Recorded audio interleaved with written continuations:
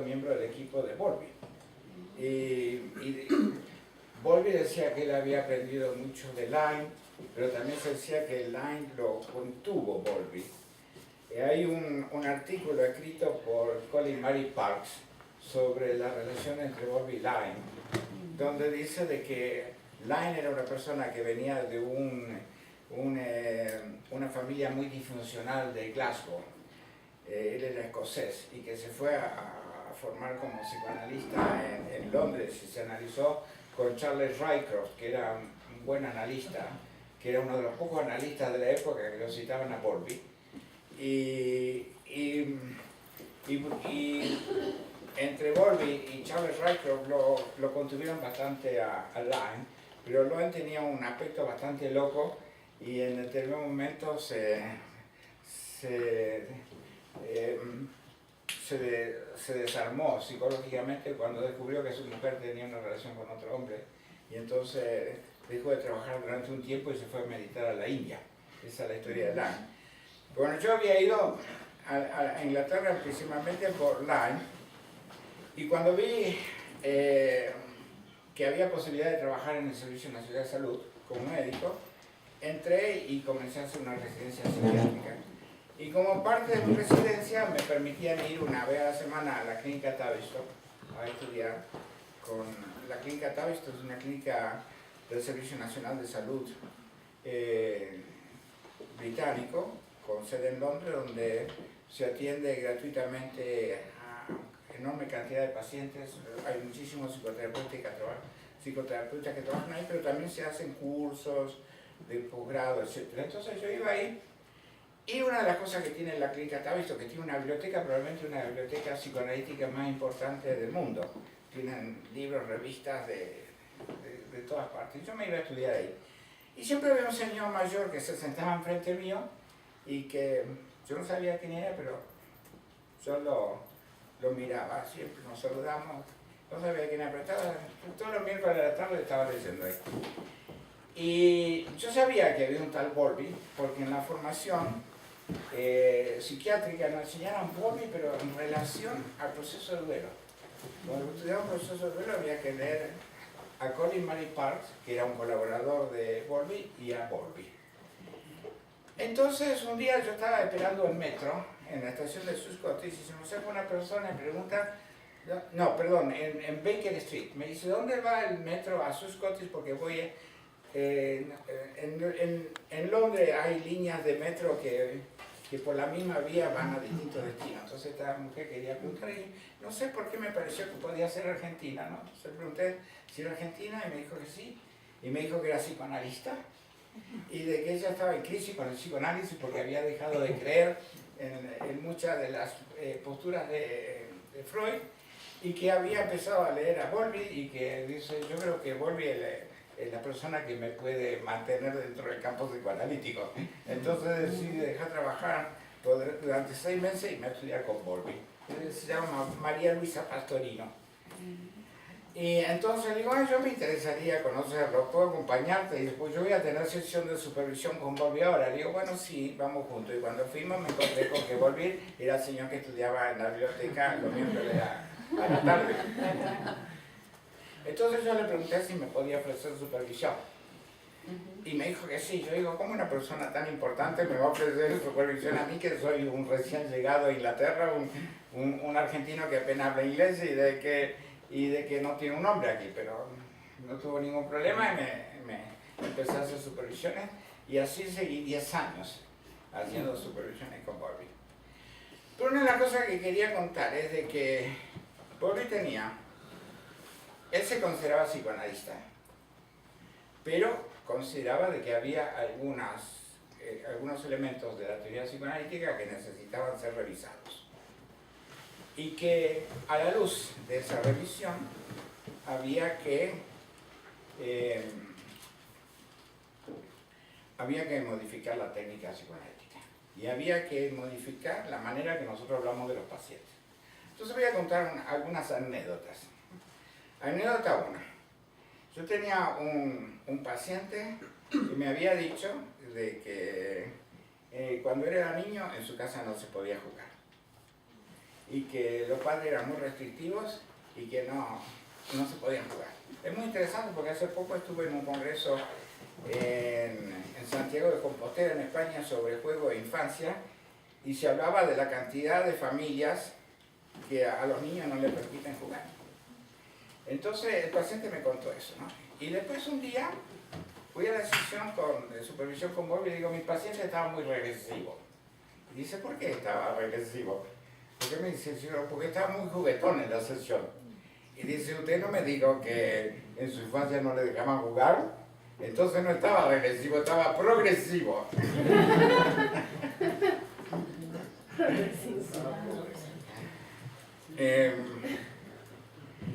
Con el tema de la resistencia, por ejemplo, Bowlby decía que hay muchos analistas que interpretan todo el tiempo resistencia. Y de hecho yo había leído textos de psicoanálisis donde se decía de que todo paciente que viene a análisis viene con resistencias. Y que una función fundamental de la terapia es manejar las resistencias.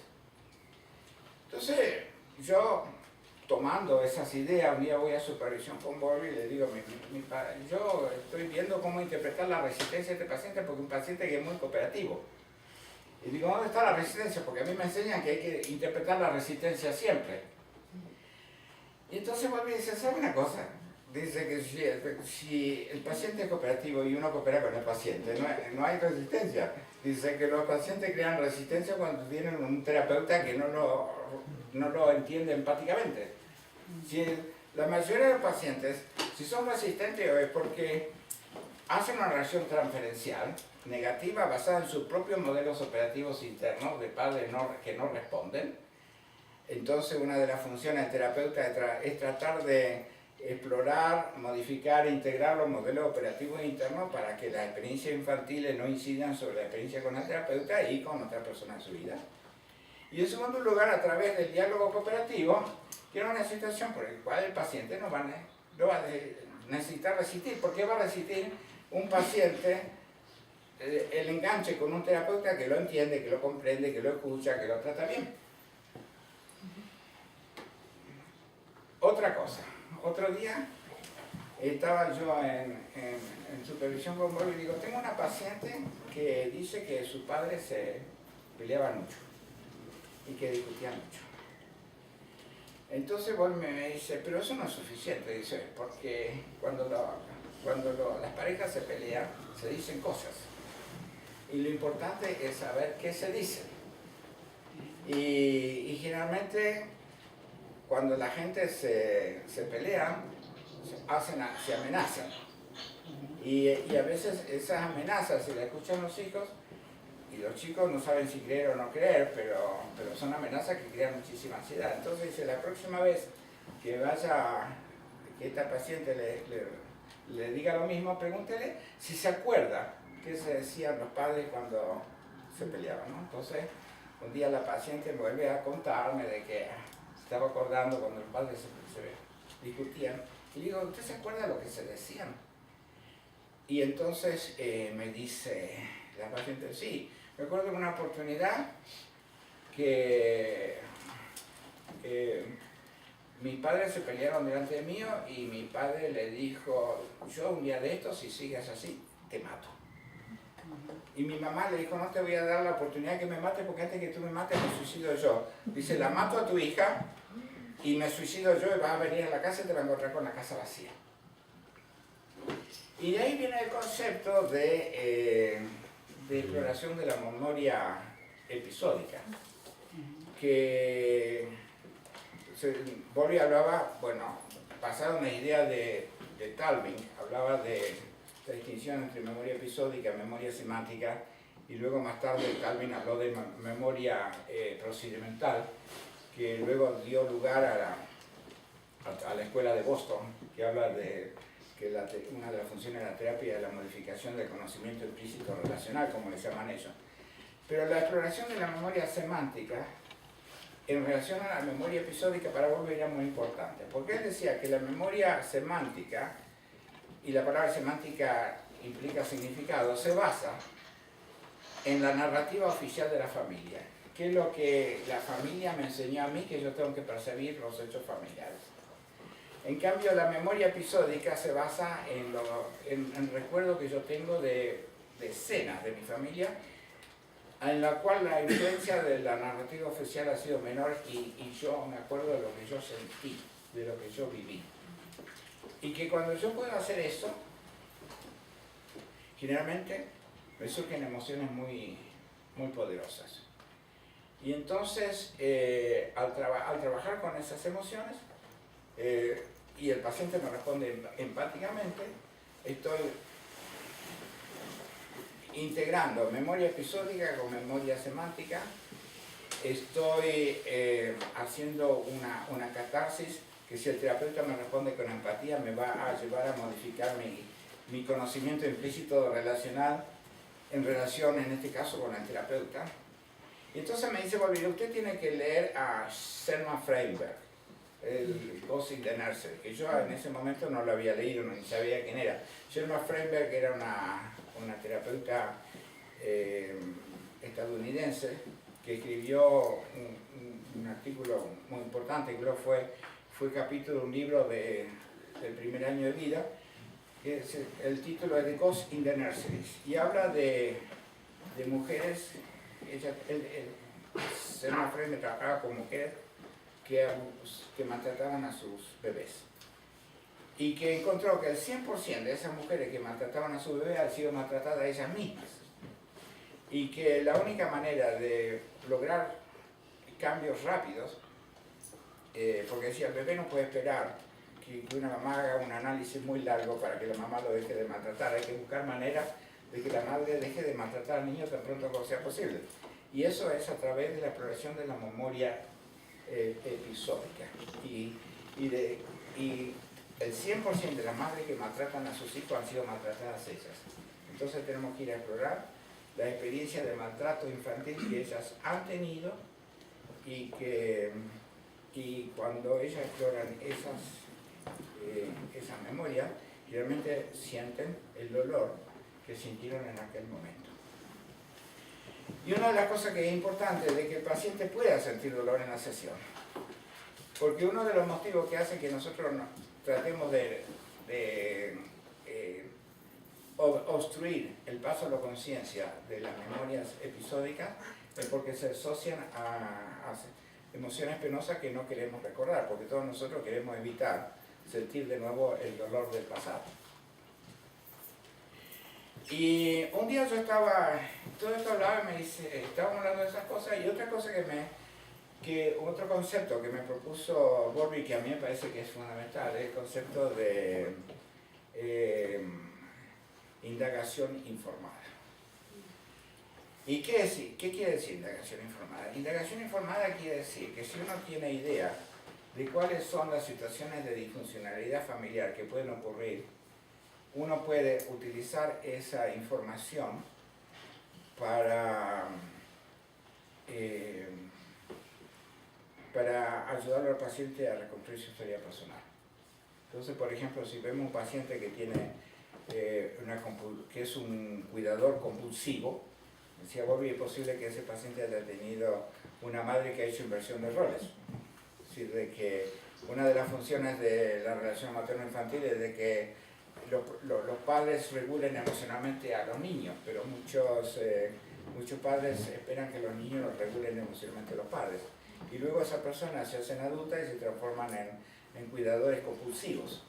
Entonces, si nosotros sabemos que esas cosas pueden ocurrir, vemos un paciente que es un cuidador compulsivo y vamos a tratar de explorar su historia personal teniendo en mente que es tal vez como hipótesis de que le puede haber pasado esto. Entonces, a eso él le llamaba indagación informada. Y él escribió un artículo muy interesante, que a mí me encanta, que el título es sobre lo que nosotros sabemos y no deberíamos saber, y lo que nosotros sentimos y no deberíamos sentir. Y se refiere a la manera que los padres tratan de desconfirmar las percepciones de los niños cuando las percepciones del niño no le convienen a los padres, y tratan de invalidar sus experiencias subjetivas. Y yo puedo dar un ejemplo, por ejemplo, de invalidación de la experiencia subjetiva. En esa época yo estaba trabajando psiquiatra general en un hospital de Londres y tenía un adolescente de tratamiento que estaba con una crisis depresiva. La tuvimos una semana con antidepresivos, alejada del medio familiar, después la mandamos a la casa y decidimos que a la semana íbamos a hacer una reunión de grupo familiar. Y cuando la chica viene con sus padres, yo le pregunto, ¿qué tal esta semana? Y la chica es fatal, dice, estuve muy deprimida. Y la madre dice, no es cierto, doctor, estuvo muy feliz. Dile al doctor que te sentías feliz, que estaba feliz. Y la chica dice, bueno, a lo mejor estaba feliz y no me di cuenta. Pero esos son, y entonces vuelve y decía que la desconfirmación de la experiencia subjetiva del paciente crea un estado de confusión que muchas veces se asemejan a estados psicóticos. Y entonces un día que fui a supervisión con Volvi y dice, mira, dice, aquí hemos estado hablando de muchos temas aquí en supervisión, hemos hablado de amenazas de deserción, amenazas de que te voy a mandar a, si no te portas bien te voy a mandar a un colegio de internado. Yo tenía una paciente que el padre decía, si no te portas bien te voy a mandar al colegio de internado. Y un colegio que está en Escocia, en un castillo rodeado por un lago donde hay cocodrilos y los chicos si intentan escaparse se lo comen los cocodrilos, ¿no? Entonces ese tipo de amenazas que son muy serias. Y la otra cosa es la negación de la percepción del niño. Y yo tenía una paciente que me contaba, si tenía una paciente de 27 años, que nos contó que cuando ella tenía 10 años su madre estaba enferma y lo tuvieron que internar en un hospital. Y que ella le iba a visitar a su mamá todos los días después del colegio y se daba cuenta que la madre cada vez parecía más deteriorada, que estaba peor en su estado de salud, ¿no? Y entonces le decía al papá, yo creo que mamá tiene cáncer y que mamá se va a morir. Y el papá le decía, no seas tonta, ¿no? Ya tu mamá se va a recuperar. Y un día fue al hospital y vio que la madre estaba muy mal. Y cuando ya salían, le dice al papá, yo quiero volver a saludar a mamá y darle un beso y un abrazo porque creo que es la última vez que la voy a ver. Y el papá dice, ya te dije que tu mamá ya se va a recuperar, vámonos. Entonces la fuerzan en su coche y se la lleva. Y al día siguiente a la nena le dicen que se va a tener que ir a vivir con una tía un tiempo. Y ella dice, ¿por qué? Dice, si tengo que ir si estoy aquí en casa, quiero ir a ver más. No, hemos decidido que te vas a vivir un tiempo en la casa de la tía. Y después de un mes le dice, no, lo que pasó fue que ese día tu mamá falleció. Dice, y nosotros no queríamos que fuera velatorio para que no sufra. Que en última instancia lo que pasa ahí es de que son los padres los que no quieren sufrir, ¿no? Entonces proyectan la parte de vulnerabilidad emocional en el niño y luego al tratar de proteger al niño, que no lo están protegiendo, porque le están negando una realidad, es un intento fallido de protegerse a sí mismo. ¿Sí?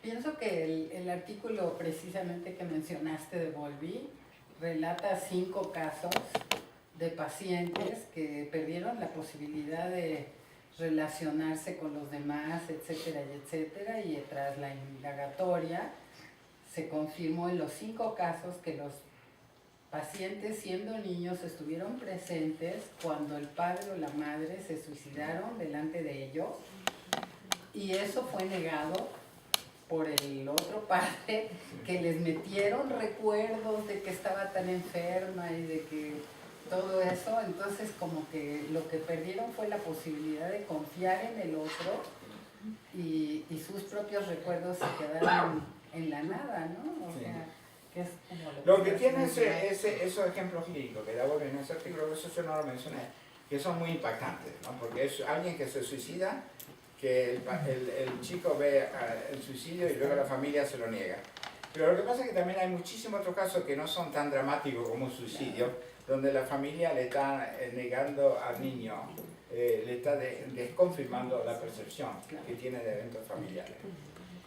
Y un día yo fui bueno, entonces hablábamos de la función de la amenaza, de la función de la pérdida, cómo se había manejado la familia, la primera separación, etcétera, etcétera, ¿no? Y un día me dice, llego ahí y dice, mira, dice, te voy a hacer un regalo.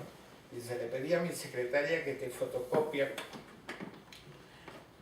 un documento que acabo de recibir de California. Dice, hay una investigadora en California que se llama Mary May, con un equipo que tiene, que han utilizado muchas de las ideas que hemos estado viendo aquí en supervisión para crear una entrevista semiestructurada que se llama de Adult Attachment Interview. Y me dice, te la voy a dar. Le pedí a mi secretaria que la fotocopie y vamos a seguir trabajando juntos las implicaciones clínicas de esta entrevista. Y cuando yo leí esa entrevista, es como que toda la experiencia que yo había tenido con él se me fue armando. Es decir, empezó todo a calzar de una manera que estaba ahí, pero que yo no la había calzado de esa manera hasta ese momento, ¿no? La única falla que yo le veo a esa entrevista es de que es una entrevista que se basa sobre respuestas que le da un entrevistado al entrevistador con respecto a la relación con el papá y la mamá. Pero no se habla, por ejemplo, de la relación entre los padres entre ellos, ¿no? Y yo creo que hay una cuestión del aspecto sistémico de la interacción entre el grupo familiar que está un poco desdibujada en esa entrevista. Volviendo al tema de lo sistémico. Bowlby tenía mucho interés en la psicoterapia sistémica, de familia sistémica, y de hecho en su equipo, porque a Bowlby le encantaba trabajar en equipos interdisciplinarios, y uno de los miembros de su equipo era John Bean Hall, que todavía vive pero está jubilado, que era un terapeuta de familia sistémico, que trabajaba en la clínica Tavistock con Bowlby y que iba a las reuniones del equipo interdisciplinario, que algunas veces también yo he ido a hacer supervisiones con John Bean Hall. Y Bowlby decía de que el individuo, que nosotros no podemos considerar al individuo como un ente aislado de los demás. Que primero vivimos, que nuestra relación con el mundo es como las capas de una cebolla. Tenemos la relación más inmediata con nuestras figuras de apego fundamentales, pero después tenemos la relación con el sistema familiar y con la sociedad y la cultura. Entonces un día le digo, ¿y cómo es el tema de sociocultural, ¿no? Y entonces ahí fue cuando Bowlby me dijo, yo estoy muy interesado en la obra de Freud. Entonces digo, bueno, vamos a organizar porque al lado de la clínica está el Instituto de Terapia del Grupo, el Instituto de Grupo Análisis. Entonces yo, que también me he formado como terapeuta de grupo, lo invité a Bowlby a hacer todos los años 10 seminarios en el Instituto de Terapia de Grupo, y estaban organizados de la siguiente manera. Siempre iban dos personas, Bowlby y una persona invitada. Y en alguna oportunidad, 5 seminarios los daba Bowlby y la otra persona lo comentaba, y otros 5 seminarios los daba otra persona y lo comentaba Bowlby. Y entonces yo lo invité a Ed Hoppa a hablar sobre la Escuela Sociocultural de Psicoanálisis. Ed Hoppa es un psicoanalista norteamericano que vive en Londres, que se interesa muchísimo por la obra de Freud y sus colegas. Y Ed Hoppa hizo su presentación y cuando terminó, Bowlby dice, you render me speechless, ¿no? Usted me ha dejado sin palabras. Su presentación ha sido tan clara, tan convincente, y estoy tan de acuerdo que no tengo nada que decir. Dice, discúlpeme, dice que hable el grupo, que hable la otra persona presente aquí. Bueno, eso es todo por ahora. Bueno, fantástico. Yo creo que ahora podemos pues, abrir el espacio para que todos participemos con preguntas, comentarios, opiniones. Sí, ya. Sí. Se me olvidó que me habías dicho que también te interesaba que hablara sobre la participación en comunidad. Pero nada más les quiero comentar que el grupo en el que yo trabajo, y aquí hay algunos de los miembros, trabajamos en comunidad en diferentes proyectos, y que uno de ellos tuvo que ver con niños de la calle, otros con indígenas de la Sierra Norte de Puebla, y durante más tiempo en una comunidad minera.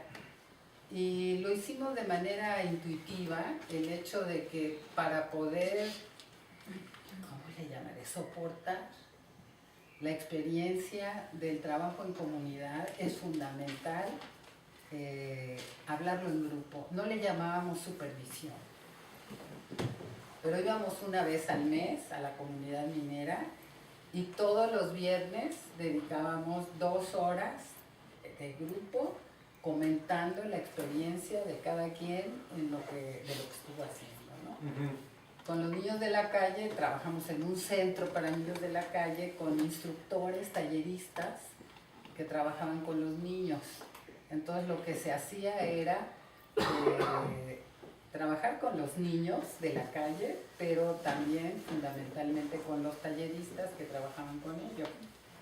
Y nada más, pero era y es hasta la fecha son experiencias acompañadas, donde aprendemos unos de los otros y no hay una consideración así de esto sí se debe hacer y esto no se debe de hacer, sino una manera de acompañar y comprender el proceso como se va desarrollando.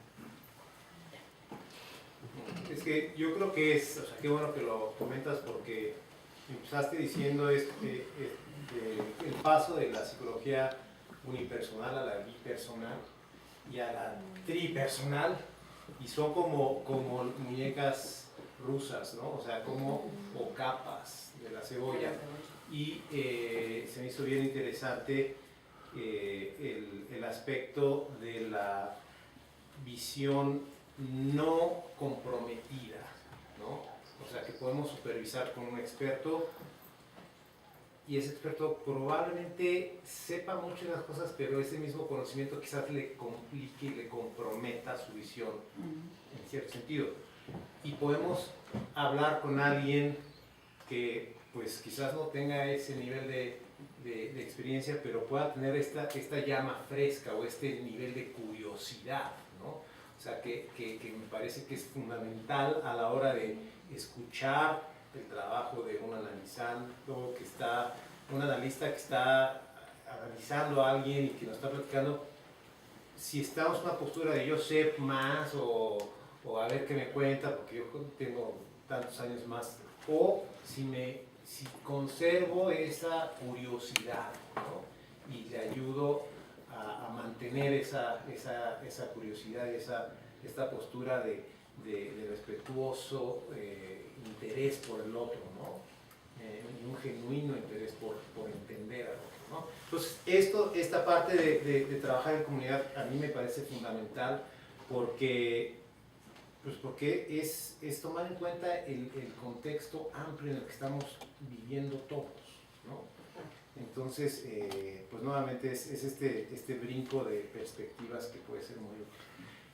Bueno, yo quería hacer ya de paso. Sí, a ver, sí, a ver, Roxana. Roxana.